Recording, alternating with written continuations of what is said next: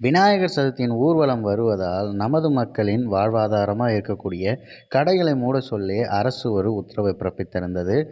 அதை எதிர்த்து அண்ணன் சீமான் அவர்கள், அப்படி ஒருவேளை நீங்கள் செய்தால் அவர்களுக்கு உணவு யார், உங்கள் அப்பாவும் ஆத்தாவும் போடுவாங்களா அப்படின்னு சொல்லி ஒரு கேள்வி கேட்டார். அந்த கேள்விக்கு பதில் சொல்ல முடியாமல் என்ன நடந்தது அப்படிங்கிறத நம்ம இந்த காணொலியில் பார்க்க போகிறோம்.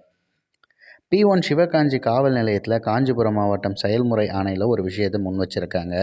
தலைமை ஜே விநாயகம் காவல் அதிகாரி சிவகாஞ்சி காவல் நிலையத்தில் சுரேஷ் பாபு அப்படிங்கிறவர் காவல் நிலையத்தில் ஒரு விஷயத்த மனு கொடுக்குறாங்க. காஞ்சிபுரம் மாவட்டத்தில் அங்கே என்ன சொல்லியிருக்காங்க அப்படின்னா, சிவகாஞ்சி காவல் நிலைய எல்லைகளுக்கு உட்பட்ட செங்கழு நீரோடை வீதி, சங்கரமடம் ஆகிய பகுதிகளில் வருகின்ற 31/8/2022 அன்று விநாயகர் சதுர்த்தி விழா கொண்டாட இருப்பதாலும் 2/9/2022 மற்றும் 4/9/2022 ஆகிய தேதிகளில் சிலையை கரைக்கப்பட உள்ளதால் செங்கழு நீரோடை வீதி மற்றும் சங்கரமடம் அருகில் உள்ள இறைச்சி கடை மற்றும் பிரியாணி கடை மேற்கண்ட தினங்களில் எவ்வித இடையூறும் ஏற்படுத்தாமல் இருக்க வேண்டி மேற்கண்ட 2 தினங்களும் தங்களது கடையை மூடி விநாயகர் சதுர்த்தி ஊர்வலத்திற்கு ஒத்துழைப்பு அளிக்குமாறு இதன் மூலம் தெரியப்படுத்தப்படுகிறது அப்படின்னு சொல்லி காவல் ஆய்வாளர் அவர் பார்த்திங்கன்னா சைன் போட்டு கொடுத்த ஒரு விஷயம் வெளிவந்திருக்கு. அந்த இடம் முதற்கொண்டு எல்லாத்தையும் குறிப்பிட்டிருக்காங்க. ஸோ இதுக்கப்புறம் அண்ணன் சீமான் அவர்கள் ஒரு பேச்சு பேசினார். அதை பேசிட்ட பிறகு இப்போது அங்கே திமுகவில் மிக முக்கிய எல்லா விஷயம் நடந்தாலும் பொசுக்குன்னு குரல் கொடுக்கக்கூடிய சூர்யா சேவியர் அப்படின்னு ஒருத்தர் இருக்கார்.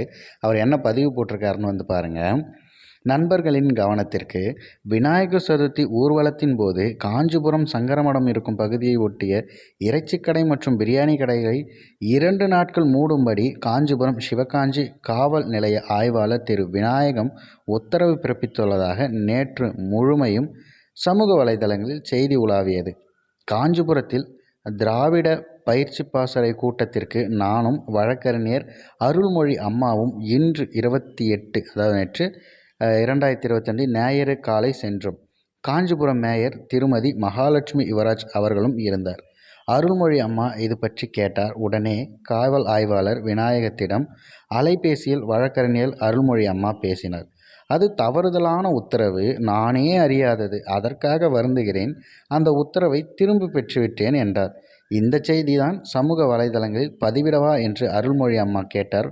உடனடியாக செய்யுங்கள் என்றார். அதாவது திராவிட ஆட்சி அப்படிங்கிறத நிரூபிக்கிறதுக்காக இப்படி நாங்கள் அதை வாங்க வச்சிட்டோம், அது உண்மை அல்லாதது அப்படிங்கிறாங்க. எப்படிங்க அது உண்மை இல்லாதது அப்படிங்கிறத நமக்கே தெரியல. காவல் ஆய்வாளர் கொடுத்துட்டாங்க, நியூஸ் சேனலெல்லாம் போட்டுட்டாங்க. அண்ணன் சீமான் அவர்கள் எதிர்த்து கேள்வி எழுப்பிட்டாரு. அதுக்கப்புறம் இல்லை அப்படிங்கிறார். இதற்காக அண்ணன் சீமான் அவர்கள் என்ன பேசினார் அப்படிங்கிறத இந்த காணொளி முடிவில் இணைச்சி விட்டுறேன். கண்டிப்பாக பார்த்துட்டு இதற்கான பதில் உங்கள் மனதில் என்ன தோணுதோ அதை நம்மளுடைய பின்னோட்டத்தில் பதிவிடுங்கள். இதுவரை இல்லாத ஒன்று தமிழ்நாடு அரசு. நாம பிஜேபியின் பி டீம். இவர்கள் மதவாதத்திற்கு எதிரானவர்கள், இந்துத்துவ கோட்பாட்டிற்கு எதிரானவர்கள். நாம பிஜேபியின் பி டீம். இவர்கள் மதவாதத்திற்கு எதிரான முற்போக்கு கூட்டணி. இவர்கள் இதுவரை இல்லாத ஒரு செயலை தமிழ்நாடு அரசு, ஐயா ஸ்டாலின் அரசு 80 இந்து மக்கள் அமைப்பு, இந்து முன்னணி அமைப்பு, ஒருத்தர் ஒரு கட்சியில் ஒரு லெட்டர் பட வச்சுட்டு அவனையெல்லாம் கூப்பிட்டு வச்சு கமிஷனர் பேசுறார். நீங்கள் இதுவரை எவனுமே அங்கீகரிக்கல, நீ அவனை இவ்வளவு பெரிய ஆளாக்குற ஆக்கி அவனுக்கெல்லாம் கொம்பு முளைக்க வச்சு இவர் ஊர்வலம் போற தெருவில் இருக்கிற இஸ்லாமியர் கடை இருக்கு பத்தியெல்லாம் எல்லாம் மூடு, கறிக்கடை மூடு, அந்த கடையை மூடு. டேய் என்னடா நீங்கெல்லாம் யாரு? என் சொந்த நாட்டில் நான் கடை வைக்க கூடாதுன்னு நீ ஏன் என்னை அச்சுறுத்துற? ஏன் என்னை பயங்காட்டுற? நீ எனக்கு பாதுகாப்பு இருக்காது என்று சொல்வதற்கு எதுக்கு இவ்வளவு பெரிய காவல்துறை? எதற்காக? காவல்துறையின் பணி என்ன? விநாயகர் சிலையை வைத்ததை கரைக்கிற வரை கடையை மூடென்றால் சோறு ஒப்பம் போடுவானா, கோத்தா போடுவாளா? யார் போடுவா? எனக்கு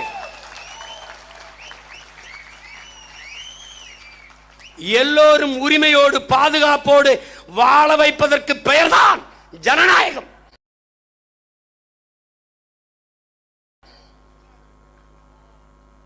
அவனவன் உரிமையோடு பாதுகாப்பாக வாழ்வதற்கான பணியை செய்வதற்குத்தான் காவல்துறை.